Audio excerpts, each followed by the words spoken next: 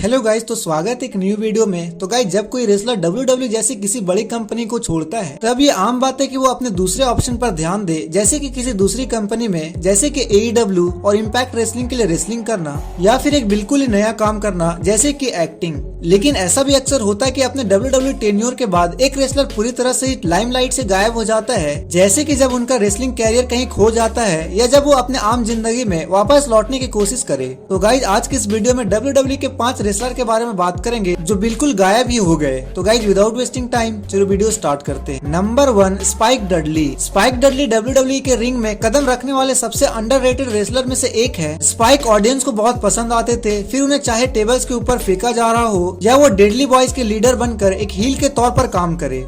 Spike एक बहुत talented wrestler थे और इसमें कोई हैरानी की बात नहीं है कि अब तक जितने लोगों ने भी स्पाइक के साथ काम किया है सभी उनकी तारीफ भी करते हैं। जब 2015 में स्पाइक रिटायर हुए तब से उनका दिखना भी बिल्कुल कम हो गया, और क्योंकि वो सोशल मीडिया को ज्यादा इस्तेमाल नहीं करते थे इसलिए फैंस को पता नहीं चलता था कि वो अब क्या कर रहे थे। सालों बाद WWE के digital show the bumper spike एक बार फिर नजर आए, जिन्हें देखकर लोग बहुत खुश हुए। स्पाइक ने लोगों की नजरों से दूर रहने का फैसला किया, जो बिल्कुल सही भी था। स्मैकडाउन और रॉ पर झटके खाने की जगह स्पाइक आजकल फाइनेंस की दुनिया में काम करते हैं। चलो बात करते हैं नंबर 2, अहमद जॉनसन। मिड 90 से लेकर लेट 90 तक अहमद जॉनसन रोस्टर पर सबसे फेमस रेसलर में से एक थे, लेकिन पर्दे के पीछे जॉनसन लोगों को ज्यादा पसंद नहीं आते थे। जब 1998 में वो WWE से गए उसके बाद से उनका रेसलिंग कैरियर खत्म होने लगा। जब वो दोबारा WCW में दिखे तब उनका वजन बहुत बढ़ गया था और उनका किरदार जो हार्मल हीट से जोड़ा गया था वो कभी किसी को पसंद नहीं आया। 2003 में जॉनसन ने रिटायर होने का फैसला किया और पिछले 20 सालों में उन्होंने रेसलिंग इंडस्ट्री से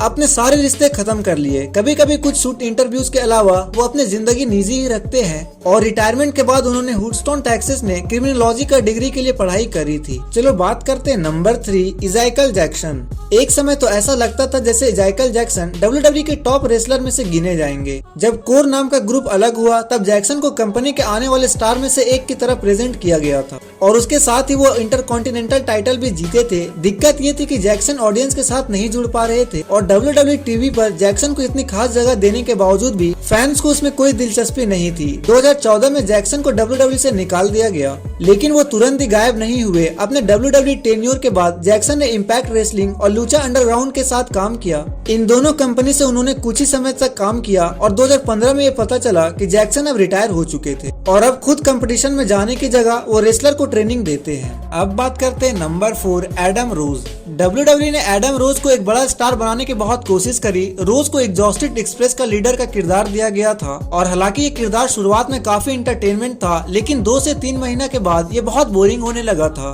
2016 में आखिरकार रोज को निकाल दिया गया, और कंपनी से निकलने के बाद उन्होंने बहुत काम किया, और अक्सर जब भी वो वापस दिखते थे तब वो किसी न किसी कंट्रोवर्सी के लिए होता था। 2016 में उन्होंने अपने मग शॉट के लिए एक टी शर्ट रिलीज करने का फैसला किया, जिससे फैंस बहुत हैरान हो गए। जो फैंस अब तक रोज के साथ थे वो भी आप उनसे दूर होने लगे थे। इसके बाद रोज ने रिटायरमेंट ले ली, और उनके सोशल मीडिया पोस्ट को देखकर यही लगता है कि उन्होंने अपनी सारी मेहनत अपनी बॉडी बनाने में लगा दी है, और अब वो बिल्कुल एक नए इंसान बन चुके हैं। चलो बात करते हैं नंबर 5, ऑस्टिन एरिस। काफी लंबे समय तक ऑस्टिन एरिस को उनके हर प्रमोशन में सफलता मिली थी, लेकिन हाल ही के सालों में एरिस को लेकर लोगों का नजरिया काफी बदल गया है, और अब वो पूरी तरह गायब ही हो गए हैं। हालांकि एरिस रिंग के अंदर बहुत शानदार थे, लेकिन रिंग के बाहर उनके बिहेवियर की वजह से उनकी बहुत आलोचना होती है, इतनी ज्यादा कि आजकल के मॉडर्न रेसलिंग में उनके लिए कोई जगह ही नहीं है। वो पहले कई घंटे तक अपने फैंस के साथ पॉलिटिकल मुद्दों पर बहस करते थे, और 2020 के स्पीकिंग आउट मूवमेंट में भी, और उनका नाम 2020 के स्पीकिंग आउट मूवमेंट में भी आया था। 2023 से अभी तक एरिस ने एक भी मैच नहीं किया है, और अब लगता है कि प्रो रेसलिंग से उन्होंने अपना कदम पीछे कर लिए हैं। रिंग में उनका आखिरी बार 2022 में रेसलिंग केप की प्रमोशन के लिए देखा गया था,